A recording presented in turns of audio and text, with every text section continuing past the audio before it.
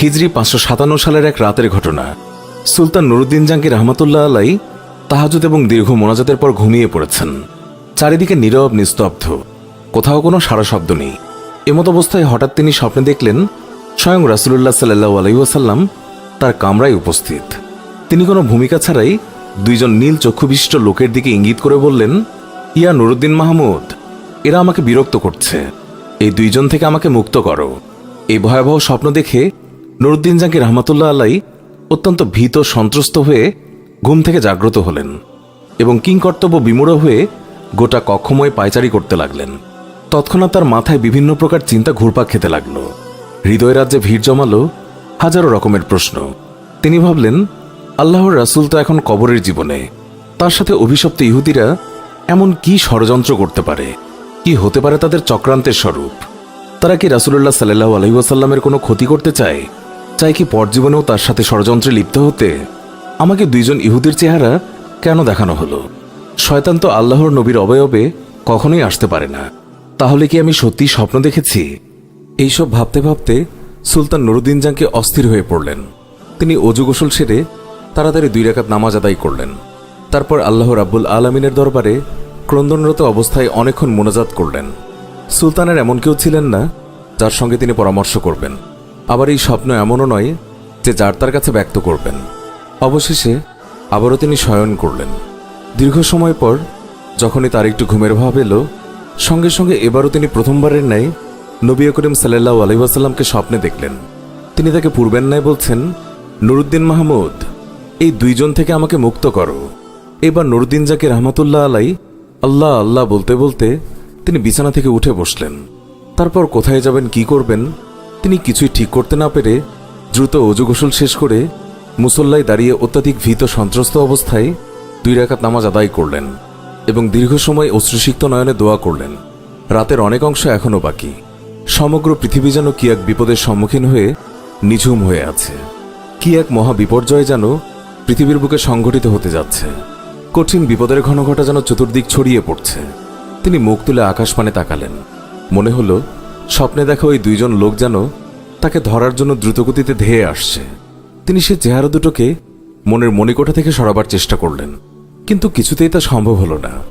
শেষমেশ নিরুপায় হয়ে নুরুদ্দিন জাহাঙ্গীর রহমতুল্লাহ আলাই চোখ বন্ধ করে আবারও তন্দ্রা বিভোর হয়ে শুয়ে পড়লেন। শোয়ার পর তৃতীয়বারও তিনি একই ধরনের স্বপ্ন দেখলেন। রাসূলুল্লাহ সাল্লাল্লাহু আলাইহি ওয়াসাল্লামের বক্তব্য শেষ হওয়ার পর নুরুদ্দিন জাহাঙ্গীর রহমতুল্লাহ আলাই ক্রন্দনরত অবস্থায় বিছানা পরিত্যাগ করলেন। এবার তার দৃঢ় বিশ্বাস জন্মালো যে নিশ্চয়ই প্রিয় নবী সাল্লাল্লাহু আলাইহি ওয়াসাল্লামের রওজা মোবারক কোনো না বিপদের সম্মুখীন হয়েছে। তিনি তড়িৎ গতিতে অজু গোসল সেরে ফজরের নামাজ আদায় করলেন।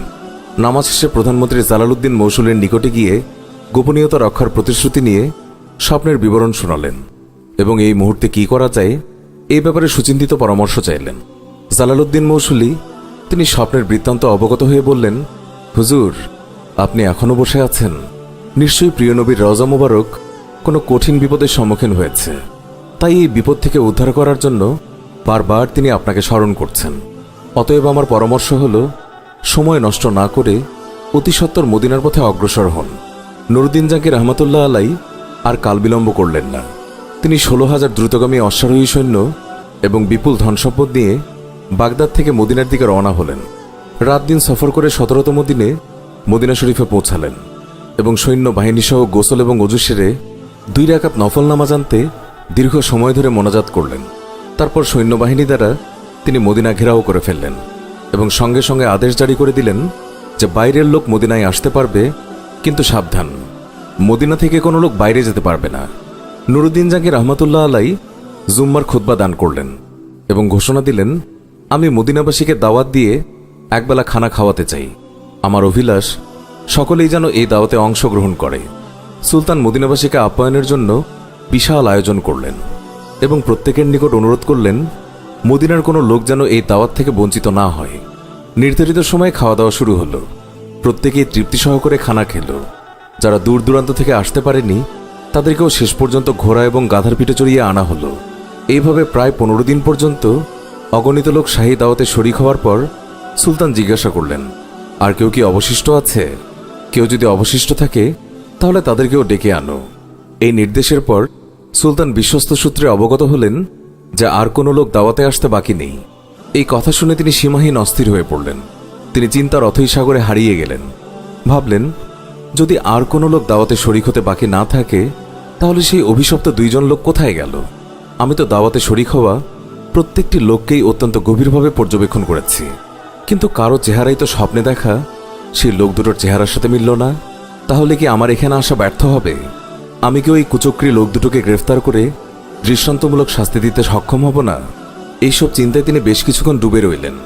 তারপর আবারও তিনি নতুন করে ঘোষণা করলেন, আমার দৃঢ় বিশ্বাস মদিনার সকল লোকদের দাওয়াতে খাওয়া এখনো শেষ হয়নি। অতএব সবাইকে আবার অনুরোধ করা যাচ্ছে, যারা এখনও আসেনি তাদেরকে যেন অনুসন্ধান করে দাওয়াতে শরিক করা হয়। এই কথা শোনার পর মদিনাবাসী সকলেই এক বাক্যে বলে উঠল, হুজুর, মদিনার আশেপাশে এমন কোনো লোক বাকি নেই যারা আপনার দাওয়াতে অংশগ্রহণ করেনি। তখন নুরুদ্দিন জাঙ্গি রহমাতুল্লাহ আলাই বলিষ্ঠ কণ্ঠে বললেন, আমি যা বলেছি ঠিকই বলেছি, আপনারা ভালোভাবে অনুসন্ধান করুন।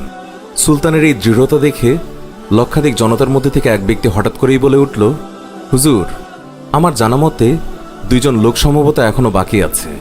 তারা আল্লাহওয়ালা বুজুর্গ মানুষ, জীবনে কখনো কারো কাছ থেকে হাদিয়া কিংবা তোফা গ্রহণ করেন না, এমনকি কারো দাওয়াতেও শরিক হন না। তারা নিজেরাই লোকদেরকে অনেক দান খয়রাত করে থাকেন। তারা নীরবতাই অধিক পছন্দ করেন। লোক সমাজে উপস্থিত হওয়া তারা মোটেও ভালোবাসেন না। লোকটির বক্তব্য শুনে সুলতানের চেহারায় একটি বিদ্যুৎ চমক খেলে গেল। তিনি কাল বিলম্ব না করে কয়েকজন লোক সহ করে ওই লোক দুটোর আবাসস্থলে উপস্থিত হলেন। তিনি দেখলেন, এ তো সেই 2 জন যাদেরকে স্বপ্নে দেখানো হয়েছিল। তাদেরকে দেখে সুলতানের 2 চোখ রক্তবর্ণ ধারণ করল। তিনি জিজ্ঞাসা করলেন, কে তোমরা?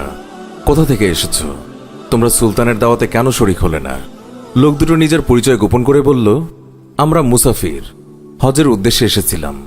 হজ কার্য সমাধা করে জিয়ারতের নিয়তে রজা শরীফে এসেছি, কিন্তু প্রিয় নবী সাল্লাল্লাহু আলাইহি ওয়াসাল্লামের প্রেমে আত্মহারা হয়ে আর ফিরে যেতে মন চাইল না। তাই বাকি জীবন রজার পাশে কাটিয়ে দেওয়ার নিয়তেই এখানে রয়ে গেছি। আমরা কারো দাওয়াত গ্রহণ করি না। এক আল্লাহর উপরেই আমাদের পূর্ণ আস্থা। আমরা তারই উপরে নির্ভরশীল। এবাদত, জিয়ারত এবং পরকালের চিন্তায় বিভোর থাকাই আমাদের কাজ। পবিত্র কোরআন তেলাওয়াত, নফল নামাজ এবং ওজিফা পাঠেই আমাদের সময় শেষ হয়ে যায়। সুতরাং দাওয়াত খাওয়ার সময়টা কোথায়? উপস্থিত জনগণ তাদের পক্ষ হয়ে বলল, হুজুর, এরা দীর্ঘদিন যাবৎ এখানে অবস্থান করছে। এদের মতো ভালো লোক আর হয়ই না। সবসময় দরিদ্র, এতিম এবং অসহায় লোকদেরকে প্রচুর পরিমাণে সাহায্য করে। তাদের দানের উপর অত্র এলাকার প্রচুর লোকের জীবিকা নির্ভর করে। নুরুদ্দিন জাঙ্গি রহমাতুল্লাহ আলাই সেই লোকদের কথা শুনে আবারও এই লোকদের দিকে পুনরায় গভীর দৃষ্টিতে তাকালেন। অত্যন্ত সূক্ষ্মভাবে তাদেরকে পা থেকে মাথা পর্যন্ত পর্যবেক্ষণ করলেন। এতে আবারও তিনি নিশ্চিত হলেন, এরা তারাই যাদেরকে তিনি স্বপ্নে দেখেছিলেন। এবার সুলতান জলদ গম্ভীর স্বরে তাদেরকে বললেন, সত্য কথা বলো, তোমরা কে, কেন এবং কি উদ্দেশ্যে এখানে থাকছ? এবারও তারা পূর্বের কথার পুনরাবৃত্তি করে বলল, আমরা পশ্চিম দেশ থেকে পবিত্র হজ পালনের জন্য এখানে এসেছি। রাসূলুল্লাহ সাল্লাল্লাহু আলাইহি ওয়াসাল্লামের নৈকট্য লাভই আমাদের একমাত্র লক্ষ্য। এই উদ্দেশ্যেই আমরা এখানে অবস্থান করছি। সুলতান কারো কথায় কান্না দিয়ে তাদেরকে সেখানে আটক রাখার নির্দেশ দিলেন।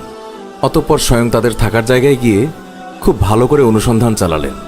সেখানে তাদের অনেক মাল সম্পদ পাওয়া গেল বহু দুর্লভ কিতাবপত্র, কিন্তু এমন কোনো জিনিস পাওয়া গেল না যা দ্বারা স্বপ্নের বিষয়ে কোনো প্রকার সহায়তা হয়। এই পর্যায়ে নুরুদ্দিন জাঙ্গি রহমাতুল্লাহ আলাই তিনি অত্যাধিক পেরেশান এবং অস্থির। এখনও রহস্য উদ্ঘাটন করতে না পারায় তিনি সীমাহীন চিন্তিত। এইদিকে মদিনায় বহু লোক তাদের জন্য সুপারিশ করছে। তারা আবারও বলছে, হুজুর, এরা নেককার বুজুর্গ লোক, দিনভর রোজা রাখেন, রাতের অধিকাংশ সময় ইবাদত বান্দেগিতে কাটিয়ে দেন, 5 ওয়াক্ত নামাজি রওজা শরীফের নিকটে এসে আদায় করেন, প্রতিদিন নিয়মিত জান্নাতুল বাকি জিয়ারত করতে যান, প্রতি শনিবার মসজিদুল কুবাতে গমন করেন, কেউ কিছু চাইলে কখনোই খালি হাতে কাউকে ফিরিয়ে দেন না। সুলতান তাদের অবস্থা শুনে সীমাহীন আশ্চর্য বোধ করলেন। তথাপি তিনি হাল ছাড়লেন না। কক্ষের অংশে অনুসন্ধানে দৃষ্টি ফিরিয়ে যাচ্ছেন। ঘরের প্রতিটি বস্তুকে গভীরভাবে পর্যবেক্ষণ করছেন, কিন্তু সন্দেহ করার মতো কোনো কিছুই তিনি পাচ্ছেন না। নুরুদ্দিন জাঙ্গি এক পর্যায়ে সঙ্গীদের বললেন, আচ্ছা, তাদের নামাজের মুসল্লাটা একটু উঠাও দেখি। সঙ্গীরা নির্দেশ পালন করল। নামাজের মুসল্লাটি বিছানো ছিল একটি চাটাইয়ের ওপর। সুলতান আবারও নির্দেশ দিলেন, চাটাইটিও সরিয়ে ফেলো। চাটাই সরানোর পর দেখা গেল একখানা বিশাল পাথর। সুলতানের নির্দেশে সেই পাথরও সরানো হলো। এবার পাওয়া গেল এমন একটি সুড়ঙ্গ পথ যা বহুদূর পর্যন্ত চলে গেছে, এমনকি তা পৌঁছে গেছে রওজা শরীফের অতি সন্নিকটে। এই দৃশ্য অবলোকন করা মাত্র নুরুদ্দিন জাঙ্কি রহমাতুল্লাহ আলাই তিনি যেন বিজলি আহতের ন্যায় চমকে উঠলেন। অস্থিরতার কালো মেঘ ছেয়ে যায় তার সমস্ত হৃদয় আকাশে, ক্রোধে লাল হয়ে যায় গোটা মুখমণ্ডল। অবশেষে লোক দুটোকে লক্ষ্য করে ক্ষিপ্ত সিংহের ন্যায় গর্জন করে চাঁচালো কণ্ঠে বললেন, তোমরা পরিষ্কার ভাষায় সত্যি কথাটা খুলে বলো, নইলে এক্ষুনি তোমাদের যন্ত্রণাদায়ক শাস্তির সম্মুখীন হতে হবে। বলো, তোমরা কে? তোমাদের আসল পরিচয় কি? কারা কি উদ্দেশ্যে তোমাদেরকে এখানে পাঠিয়েছে? সুলতানের কথায় তারা অত্যন্ত ঘাবড়ে গেল। কঠিন বিপদ সামনে দেখে তারা আসল পরিচয় প্রকাশ করে বলল, আমরা ইহুদি। দীর্ঘদিন যাবৎ আমাদেরকে মুসল শহরের ইহুদিরা সুদক্ষ কর্মী দ্বারা প্রশিক্ষণ দিয়ে প্রচুর অর্থসহ করে এখানে পাঠিয়েছে। আমাদেরকে এই জন্য পাঠানো হয়েছে যে আমরা যেন কোনো উপায়ে রাসূলুল্লাহ সাল্লাল্লাহু আলাইহি ওয়াসাল্লামের শবদেহ বের করে ইউরোপীয় ইহুদিদের হাতে হস্তান্তর করি। এই দুরূহ কাজে সফল হলে তারা আমাদেরকে আরও ধনসম্পদ দেবে বলে প্রতিশ্রুতি দিয়েছে। সুলতান বললেন, তোমরা তোমাদের পরিকল্পনা বাস্তবায়নের জন্য কি পদ্ধতি অবলম্বন করেছিলে? কিভাবে তোমরা কাজ করতে? তারা বলল, আমাদের নিয়মিত কাজ ছিল রাত গভীর হলে অল্প পরিমাণ সুড়ঙ্গ খনন করা এবং সাথে ওই মাটিগুলো চামড়ার মজকে ভর্তি করে অতি সন্তর্পণে মদিনার বাইরে ফেলে আসা। আজ দীর্ঘ 3 বছর যাবৎ এই মহাপরিকল্পনা বাস্তবায়নের কাজে আমরা অনবরত ব্যস্ত আছি। ঠিক যেই সময় আমরা রওজা মোবারকের নিকট পৌঁছে গেলাম এবং সিদ্ধান্ত গ্রহণ করলাম যে 1 সপ্তাহের মধ্যে বিশ্বনবীর লাশ বের করে নিয়ে যাব, ঠিক সেই সময় ধরে আমাদের মনে হলো আকাশ যেন ভেঙে টুকরো টুকরো হয়ে যাচ্ছে। জমিন যেন প্রচণ্ড ভূমিকম্পে থরথর করে কাঁপছে, যেন সমগ্র পৃথিবী জুড়ে মহাপ্রলয় সংগঠিত হচ্ছে। অবস্থা এতটাই শোচনীয় রূপ ধারণ করল যে মনে হলো সুড়ঙ্গের ভিতরেই যেন আমরা সমাধিস্থ হয়ে পড়ব। এই অবস্থা প্রত্যক্ষ করে ভীত সন্ত্রস্ত হয়ে আমরা কাজ বন্ধ করে রেখেছি। তাদের বক্তব্যে সুলতানের নিকট সবকিছুই পরিষ্কার হয়ে গেল। তিনি ওই লোক দুটোকে নজিরবিহীন শাস্তি দেওয়ার ব্যবস্থা গ্রহণ করলেন, যাতে ভবিষ্যতে কেউ আর এমন দুঃসাহস না দেখাতে পারে। তিনি মসজিদ থেকে অর্ধ মাইল দূরে একটি বিশাল ময়দানে 20 হাত উঁচু একটি কাঠের মঞ্চ তৈরি করলেন। সাথে সাথে সংবাদ পাঠিয়ে মদিনা এবং মদিনার আশেপাশের লোকদেরকে উক্ত ময়দানে হাজির হওয়ার নির্দেশ প্রদান করলেন। নির্ধারিত সময়ে লক্ষ লক্ষ লোক উক্ত মাঠে সমবেত হল। সুলতান নুরুদ্দিন জাঙ্কি রহমাতুল্লাহ আলাই অপরাধী লোক দুটোকে লৌহ শিকলে আবদ্ধ করে মঞ্চের উপরে বসালেন। তারপর বিশাল জনসমুদ্রের মাঝে তাদের হীন চক্রান্ত এবং ঘৃণ্য তৎপরতার কথা তিনি বিস্তারিত উল্লেখ করলেন। সুলতান নুরুদ্দিন জাঙ্কি রহমাতুল্লাহ আলাইয়ের বক্তব্য শ্রবণ করে লোকজন একেবারে বিস্ময়ে হতবাক হয়ে গেল। তারা এই ঘৃণ্য ষড়যন্ত্রের দৃষ্টান্তমূলক শাস্তি দাবি করল। সুলতান বললেন, হ্যাঁ, এদের শাস্তি অবশ্যই দৃষ্টান্তমূলকই হবে। তিনি লোকদেরকে বিপুল পরিমাণ লাকড়ি সংগ্রহের নির্দেশ দিলেন। তারপর লক্ষ জনতার সামনে সেই ইহুদি লোক দুটোকে মঞ্চের নিম্নভাগে আগুন লাগিয়ে পুরো ভস্ম করে ফেলেন। কোনো কোনো বর্ণনায় আছে সেই আগুন নাকি দীর্ঘ 11 দিন পর্যন্ত জ্বলছিল। অতঃপর বিপুল পরিমাণ অর্থ ব্যয় করে 1000 মণ সীসা গলিয়ে রওজা শরীফের চারপাশে মজবুত প্রাচীর নির্মাণ করে দেন, যেন ভবিষ্যতে আর কেউই নবীজির কবর পর্যন্ত পৌঁছাতে সক্ষম না হয়। এরপর তিনি কায়মনোবাক্যে আল্লাহ তাআলার শুকরিয়া আদায় করলেন এবং তাকে এত বড় খেদমতের জন্য কবুল করা হলো সেই জন্য সপ্তাহকালব্যাপী আনন্দ অশ্রু বিসর্জন দিলেন। ইতিহাসের পাতা থেকে অবগত হওয়া যায় যে নুরুদ্দিন জাঙ্কি রহমাতুল্লাহ আলাই ইন্তেকাল করলে ওসিয়ত মোতাবেক তার লাশকে রাসূলুল্লাহ সাল্লাল্লাহু আলাইহি ওয়াসাল্লামের রওজা মুবারকের অতি নিকটে সেই সময় দাফন করা হয়। সুপ্রিয় দর্শক, এই ছিল আমাদের আজকের ভিডিও।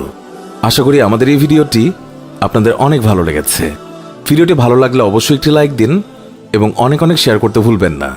আর আপনি যদি এখনও আমাদের চ্যানেলটি সাবস্ক্রাইব না করে থাকেন তবে এক্ষুনি সাবস্ক্রাইব করে পাশে থাকা বেল আইকনটি প্রেস করুন। এতে করে আমাদের নতুন ভিডিওর নোটিফিকেশন রিয়েল টাইমে আপনার কাছে পৌঁছে যাবে। এতক্ষণ ধরে আমাদের ভিডিওটি দেখার জন্য অনেক অনেক ধন্যবাদ।